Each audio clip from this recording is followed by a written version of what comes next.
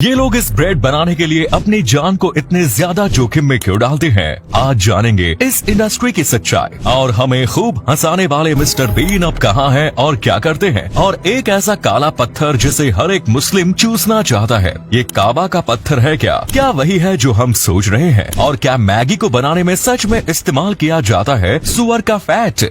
और अफगानिस्तान का एक ऐसा गांव जहां रहते हैं टिनी लोग, इनकी मम्मी को देखकर आप भी चौंक जाएंगे। और बच्चे पैदा करने का सबसे बेहतरीन समय क्या है, जानने के लिए बने रहिए वीडियो के एंड तक। नंबर 8, एक बार जरा इन लोगों को काम करते हुए देखिए। ये वीडियो उज्बेकिस्तान का है और इसे देखकर सच में कुछ वक्त के लिए हमारा दिल भी हाथ में आ जाता है। दरअसल उज्बेकिस्तान की समरकंद ब्रेड पूरी दुनिया में ज्यादा मशहूर है और इसको बस इसी तरीके से बनाया जाता है। ये तंदूरी ब्रेड होती है जिसे तंदूर में बनाया जाता है और इसे बनाने के लिए बहुत सी ज्यादा मेहनत भी करनी पड़ती है। जैसे कि आपको दिख रहा होगा, ये यहाँ की स्पेशलिटी है। और इस वीडियो में जो आपको ब्रेड दिख रही है, ये सबसे बेस्ट क्वालिटी की मानी जाती है। इसे बनाने के लिए सबसे पहले आटे को तैयार किया जाता है, उसको सही शेप में काटा जाता है, उसको आकार दिया जाता है, उसके ऊपर तिल डाले जाते हैं और फिर कुछ साहसी लोगों द्वारा ये जोखिम भरा काम किया जाता है। ये तवा बहुत ज्यादा गर्म होता है क्योंकि जाहिर सी बात है ये तंदूर है और इसके इतने अंदर तक जाना हद से ज्यादा रिस्की होता है, लेकिन फिर भी ये लोग ये काम करते हैं।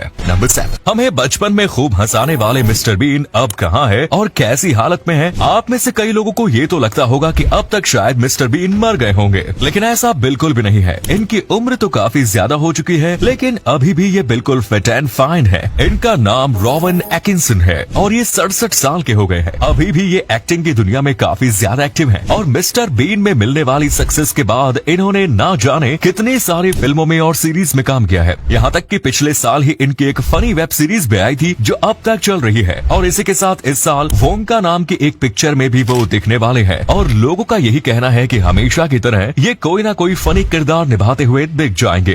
नंबर 6, आपने भी कई बार सुना होगा कि मैगी जो है उसे बनाने के लिए सुअर के फैट का इस्तेमाल किया जाता है और उसी की मदद से मैगी को या उसके मसाले को बनाया जाता है। लेकिन मैं आपको बता दूं कि ऐसा बिल्कुल भी नहीं है। मैगी पूरी तरीके से वेजिटेरियन है। नॉर्मल मैगी में किसी भी प्रकार के नॉन-वेज इंग्रेडिएंट का इस्तेमाल नहीं किया जाता है, क्योंकि अगर वो ऐसा करेंगे तो उन्हें पीछे लिखना पड़ेगा, वरना ये फिर एफएसआई के रूल के खिलाफ चला जाएगा और उन्हें लाइसेंस नहीं मिलेगा। इसी के साथ आप ही सोचो कि उसमें जानबूझकर नॉनवेज क्यों डाला जाएगा, जबकि उसमें ये डालने की जरूरत ही नहीं है। यानी कि वो जानबूझकर अपने कॉस्ट को क्यों बढ़ाएंगे? अगर उसमें सच में सुअर का फैट डाला जाता तो उसे प्रोसेस करने में काफी ज्यादा मेहनत लगती और मैगी का दाम भी काफी ज्यादा बढ़ जाता और सुअर के फैट को डालने का कोई मतलब ही नहीं बनता। नंबर 5, हर एक मुस्लिम इस काले पत्थर को छूना या फिर चूमना चाहता है। इस पत्थर का नाम है अल हजर अल अस्वाद और ये सऊदी अरेबिया में है। ये काला पत्थर काबा के एक कॉर्नर पर लगा हुआ है और इसके ऊपर चांदी की कोटिंग की गई है। दरअसल इस्लाम के हिसाब से ये पत्थर अंतरिक्ष से आया है और इसे प्रॉफिट अब्राहम को एक आर्केंगल द्वारा दिया गया था। और जो भी व्यक्ति हज की यात्रा में जाता है वो इस पत्थर को जरूर छूता है और ज्यादातर लोग तो इस पत्थर को चूमते भी हैं। यहाँ पर अभी आपको ये जो पत्थर दिख रहा है ये एक्चुअली में बस उसका एक हिस्सा है। इस पत्थर को 2 हिस्सों में काटा गया था और एक हिस्से को काबा के अंदर रखा गया और दूसरे हिस्से को काबा के बाहर। कई लोग तो ये भी कहते हैं कि पहले ये पत्थर पूरी तरीके से सफेद हुआ करता था, लेकिन जो भी लोग इसे छूते हैं या फिर चूमते हैं ये पत्थर उन सबके पाप को ले लेता है, जिस वजह से ये काला हो गया। नंबर 4, मनीष सेठी नाम का एक इंडियन अमेरिकन एंटरप्रेन्योर है जिसने कारा नाम की एक लड़की को नौकरी पर रखा और उसका काम है इनको थप्पड़ मारना। इनको फेसबुक और बाकी सोशल मीडिया इस्तेमाल करने की बहुत ज्यादा बुरी आदत है जो इनको काम करने से रोकती है और इसी आदत को छुड़ाने के लिए उन्होंने इनको नौकरी पर रखा।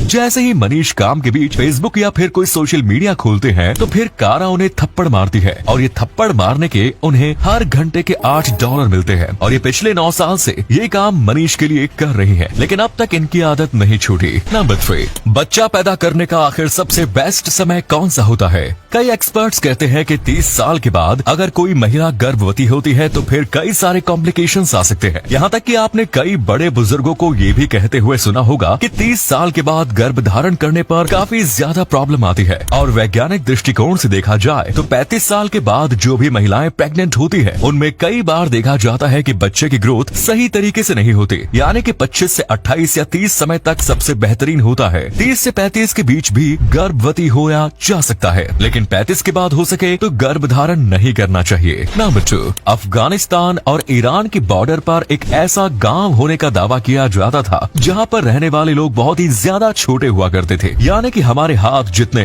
और 2005 में ये गांव तब सुर्खियों में आया जब यहाँ पर खुदाई करते वक्त सच में लोगों को एक मम्मी मिली जो कि बहुत ज्यादा छोटी थी। ये बिल्कुल हमारे आधे हाथ जितनी थी, करीब बस 25 सेंटीमीटर की। हालांकि इसके बाद और कोई मम्मी नहीं मिली थी। लेकिन अगर सच में यहाँ पर ऐसा कोई गांव कभी होगा तो वाकई में ये कितना ज्यादा दुर्लभ होगा। और किस्से कहानियां जिसमें छोटे लोगों की बात की गई वो सच साबित होगी। वैसे यहाँ के लोगों के हिसाब से ये गांव 200 साल पहले हुआ करता था, जो कि फिर नष्ट हो गया। लेकिन अभी भी इनके छोटे छोटे घर यहाँ पर कुछ जगह मौजूद है। नंबर 1, क्या इलेक्ट्रॉनिक कार पूरी तरीके से मार्केट में आने से पहले ही खत्म होने वाली है? क्योंकि हाल ही में नीदरलैंड के स्टार्टअप ने बहुत ही ज्यादा कमाल की कार बनाई है। ये कार पूरी तरीके से सोलर एनर्जी पर चलती है और एक बार में 80 किलोमीटर से ज्यादा चल सकती है। और इसी के साथ इसमें सेफ्टी के लिए चार्जिंग के भी फीचर्स दिए गए हैं, ताकि जरूरत पड़ने पर आप इसे बिजली से भी चार्ज कर सकते हो, बिल्कुल किसी नॉर्मल ईवी कार की तरह। इस कार का नाम है लाइटईयर 0 और ये बिल्कुल किसी इलेक्ट्रिक कार की तरह है, लेकिन ये उससे ज्यादा बेटर है। बस प्रॉब्लम एक है कि इसकी कीमत 2 करोड़ है, जो कि बहुत ज्यादा है।